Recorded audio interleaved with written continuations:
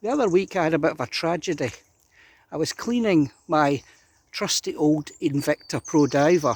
10 years old and still going strong. Never been serviced, never actually been opened. The NH35 movement's a really good, reliable movement. It was keeping good time even till the end. But I decided to put it on an ATO, took it off, was giving the case a wash, dropped it in the sink, smashed the crystal. Mineral glass, not sapphire, but it shattered quite good. And I don't think it's worth my while replacing it. But I don't have a black dialed Submariner clone. I'm not going to go and buy a Submariner.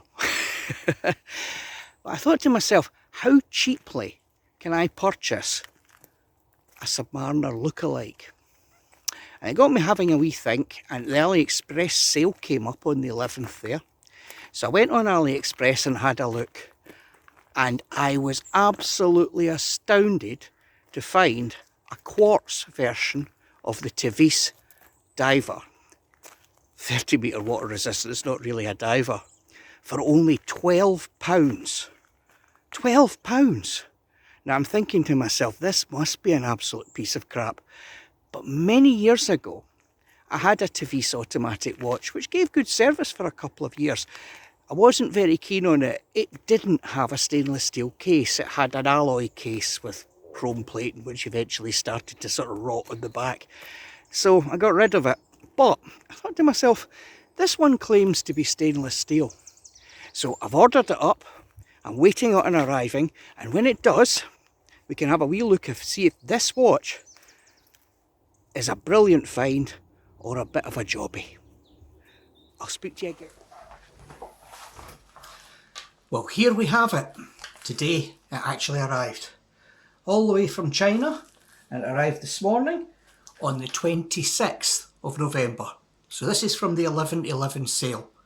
Now, that's a bit slower than I've come to expect, but then again, perhaps the volumes going out after the 11/11 sale were greater, so it took a bit longer. Anyway, let's unbox this and see what we get. Well, when I say unbox, this is a £12 watch. £14 when you include their custom charge. So I didn't get a box. It comes in this bubble wrap envelope. Let's have a wee look and see what's inside.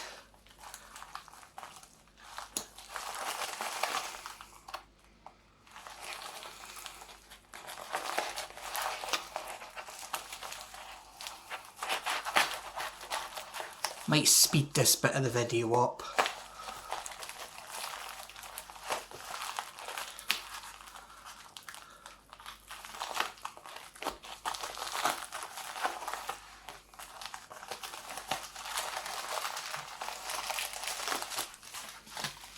Okay, inside the watch itself wrapped in a bit more bubble wrap. The usual redundant warranty card, I think. Well, VIP card. Perhaps it's not a warranty card. Maybe it's some sort of sales thing. Some instructions. We wouldn't need those. Little cardboard envelope these things came in. Cleaning cloth, which is always nice. And the watch itself, which actually looks really quite nice. Now, the first thing to do, because this is a Quartz watch, I'm going to have to test and see if it passes my metronome test, just to see if the movement's nice and tight. So put it in the... Oh, and it's running. Hold it with the minute hand pointing up at 12 o'clock, and then rock the watch from side to side. And I'm pleased to say, no movement at all there. So immediately passes my minimum quality standard, which is actually quite impressive considering this watch costs a lot less than $20 US. The automatic version isn't that much more expensive. It was available for just a few pounds more. But I think I've mentioned before that if you're going for the bottom end of the market, if you're going for a really cheap movement, then reliability wise, I think you're best to go for a Quartz if you have a choice. I know we all like these little machines ticking away on our wrists. We like automatic watches. But at the end of the day, a cheap Quartz watch is going to be more reliable than a cheap automatic watch. above, of course, a certain quality threshold. So anyway, lots of stickers to peel and some labels. I know some people like to look at these. It's in Chinese apart from the Tevise bit. I really don't know what that means. Perhaps the watch costs 1,080 yen. Little plastic tab as well. So I may speed this bit up, getting the stickers off. I know people like a good peel, but I think that swearing on television is maybe not the best thing to do.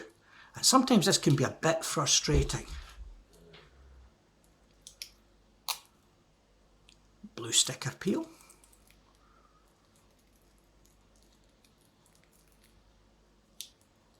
Push button clasp there.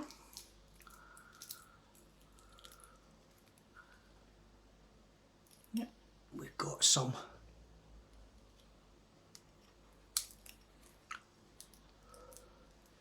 plastic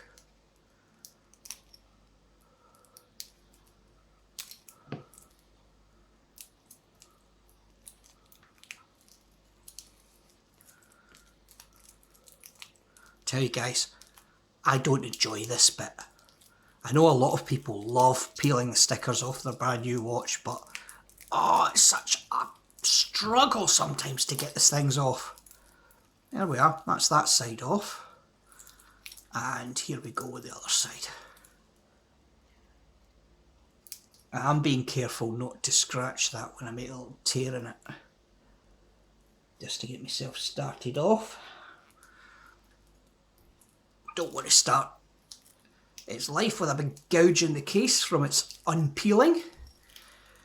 That would be a bit ironic considering that the peel's on it to try and stop it from picking up scratches in the first place. And there's another one off. Is there... Oh, there is no sticker over the crystal. We have got a sticker on the back though.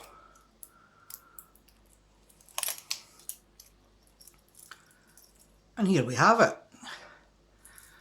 I'll do some measurements for you just now.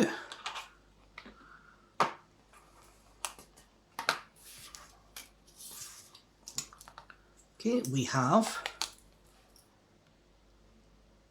20mm across the lugs. Really important. The useful measurement, that one. We have a thickness of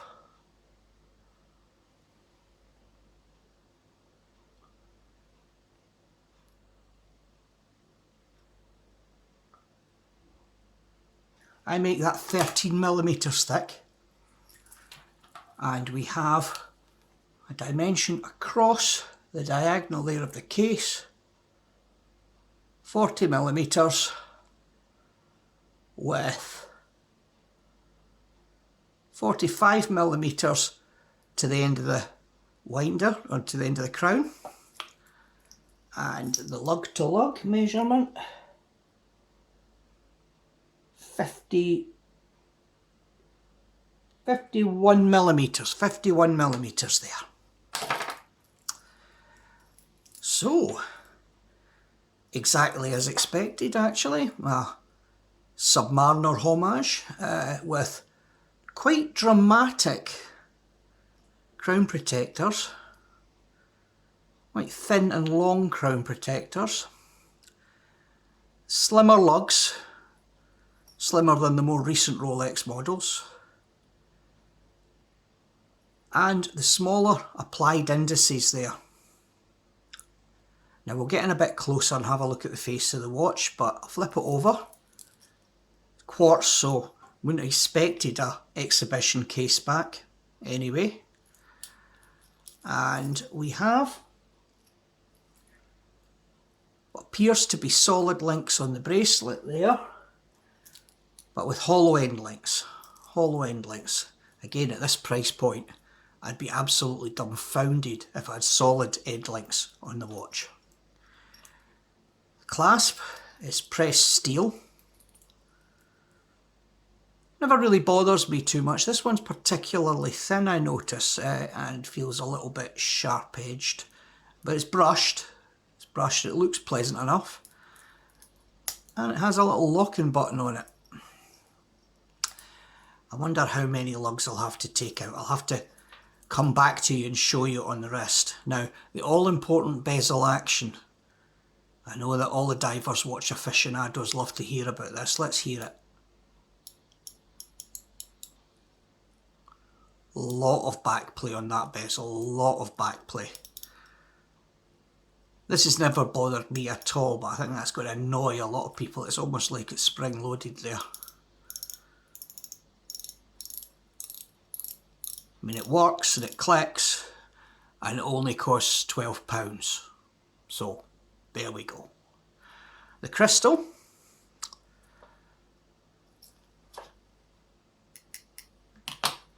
It is mineral glass, not sapphire. They don't advertise sapphire.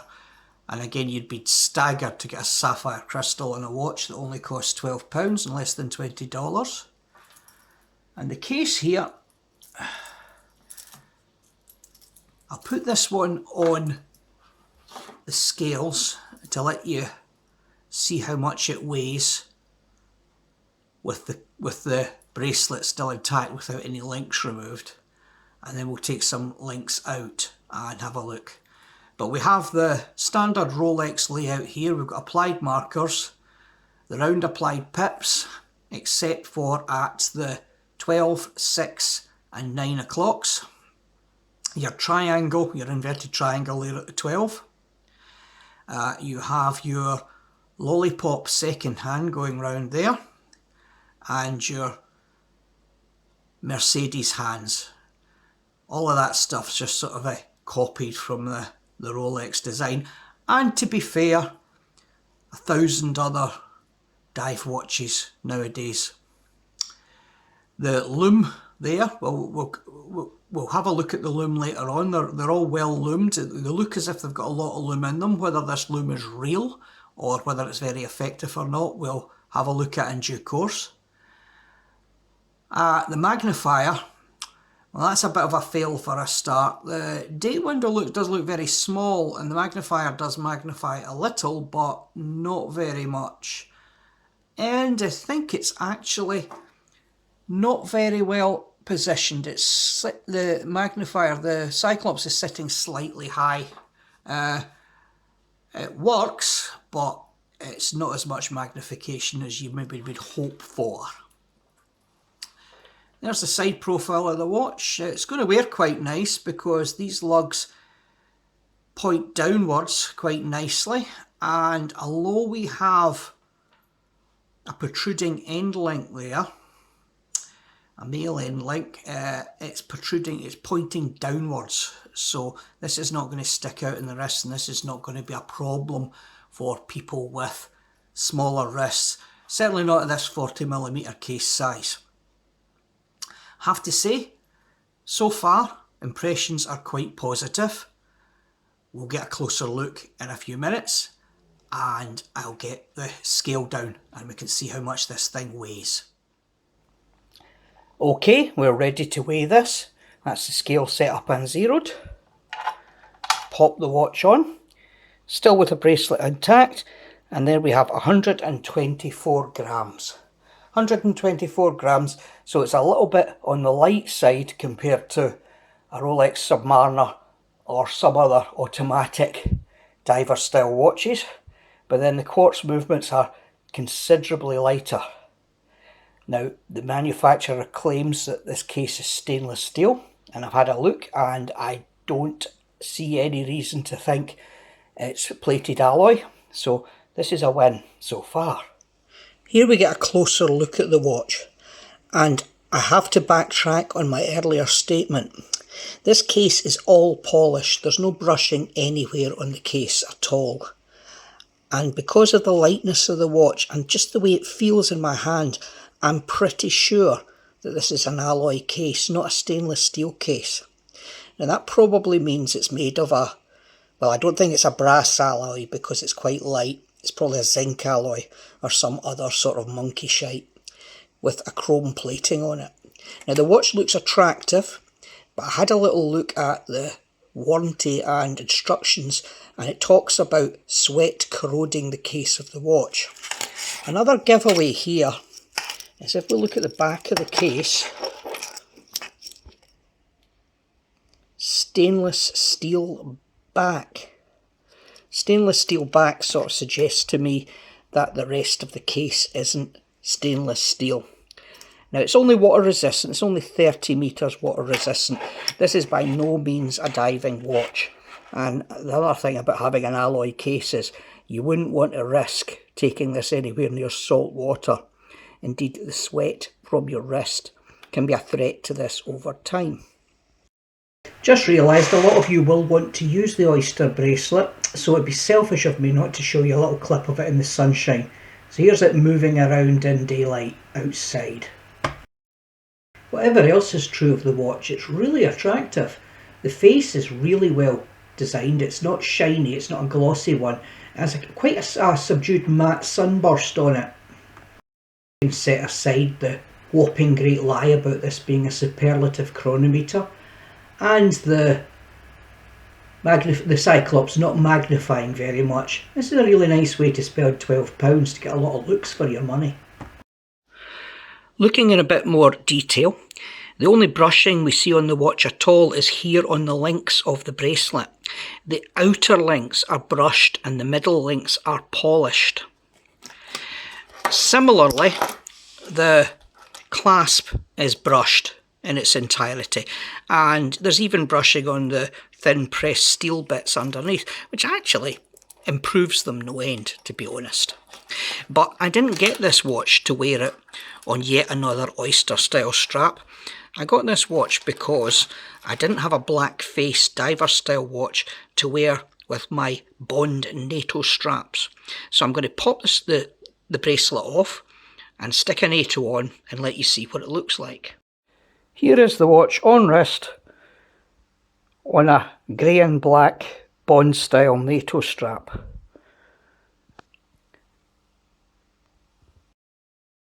To illustrate the lume capability, I've pitted this against another budget watch, my Loris Lumibright. Now my Loris Lumibright has a fully lumed face, and it's sort of my go-to just now for demonstrating lume because it lasts the whole night long. Anyway, having a look here, we can see that the Tevise watch starts off with much brighter lume on the indices and lume pip on the bezel than the hands. And I've speeded this up a little bit so you don't have to watch it all the way through, but watch what happens to the lume over time. Here, after a few minutes has passed, that the hands have almost completely disappeared, at least as far as my camera phone is concerned. However, in real life you can actually see the hands, but certainly the lume quality isn't great here. Just to let you have a look at the removed Oyster style bracelet from the rear side. On the rear, the links are all brushed. They're all brushed. And the end link itself is hollow, but instead of being held onto the rest of the bracelet by the spring bar, they're actually attached, which is a nice touch, which I quite like that. Here we go, there's the rear of the clasp mechanism, the fold over bits, and the other half of the bracelet. I was going to let you guys have a look at the movement on this watch, but I found something out. The pretty poorly finished case back here looks like a screw-in case back, but in actual fact it's a press-on case back, if you see there. Now I've had a go at removing it and it's on tight as anything. You can see I actually damaged the lug there, again proving this isn't stainless steel. That's clearly a dent in the plating just on the edge of the lug there, do you see? Anyway, can't get it open to let you have a look at the movement. It's set quite nicely and there is no gear train backlash with the minute hand. So as I said, it passes my minimum quality test. And most of the indices seem to line up quite well with the second hand, as you can see. However, if you're looking at it closely, and I'm not sure that this is picking it up, there's quite a judder on the second hand when it stops at its various second marks. So it's not the best quality movement in the world. Although it's not at all bad, and I suspect you'd probably find this movement in watches that are a lot more expensive than this. Again, this is a sub $20 watch. You couldn't buy a watch this cheaply in most fashion stores, and they'd be utter rubbish. So anyway, what do we think of the Tevise Submariner Quartz? Well, it's not called a Submariner. The Tevise Diver's Quartz, if you like. Although it's not called a diver either, because it's not a diver in any sense of the word.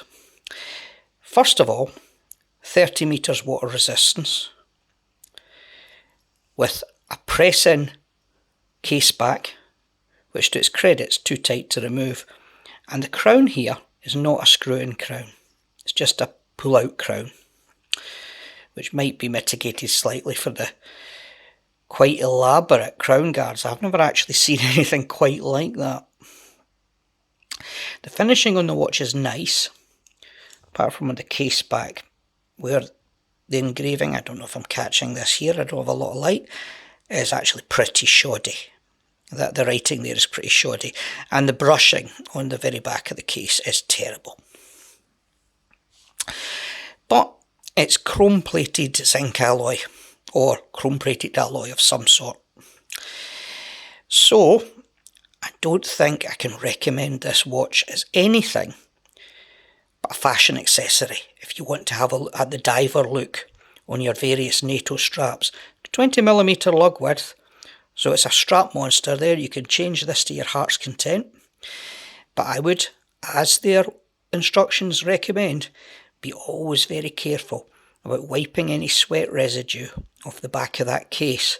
Otherwise you're going to find little holes start to get eaten in it very quickly. Although I think one of the bashes that I made trying to remove the case back there, and I did use a proper tool, I think that the situation here is that it's quite deep plating.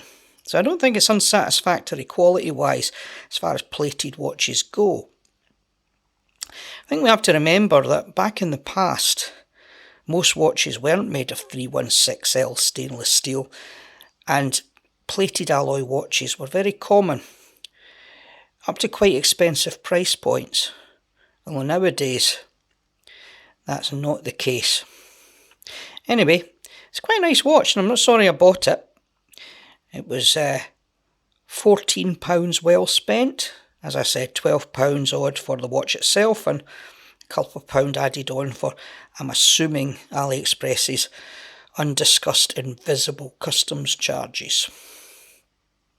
Anyway, I know that £12 is not cheap for the whole wide world, and this is probably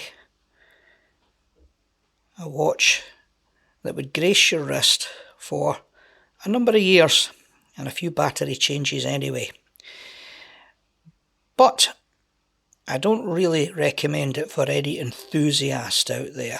I think if you want a Submariner Homage and you have the money, you're better off going for something like a Pagani or even a San Martin, something like that. Anyway, bye-bye for now.